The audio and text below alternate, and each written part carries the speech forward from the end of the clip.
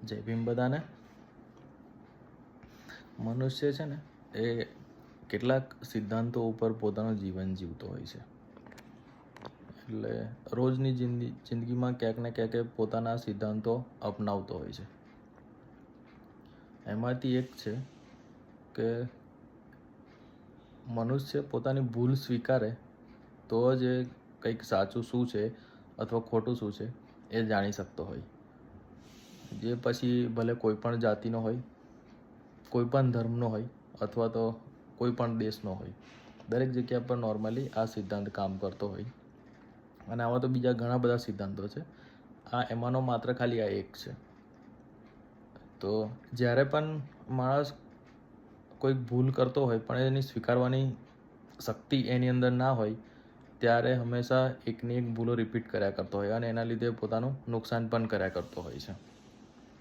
એટલે જ્યાં સુધી એ સુધરે ના, પોતાની ભૂલ ના સ્વીકારે, ત્યાં સુધી એ પ્રગતિ કરતો નથી. અને આ ભૂલ છે એ કોઈ પણ જાતની હોઈ શકે.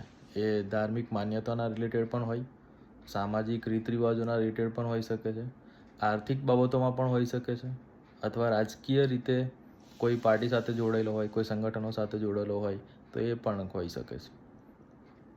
આ જે ધાર્મિક માન્યતાઓ છે અથવા તો કોઈ વ્યક્તિગત માન્યતાઓ છે, નોર્મલી છે ને આ સિદ્ધાંત એના ઉપર જ કામ વધારે કરતો હોય. બાકી જ્યારે સમૂહમાં હોય ત્યારે એ અલગ રીતે વર્તન કરતો હોય છે.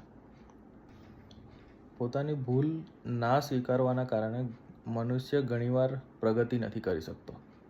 એને જે જીવન આખું જીવતો હોય એ આખા જીવનમાં એને એ જ પરિસ્થિતિમાં આખી જીવન કાઢી નાખે છે.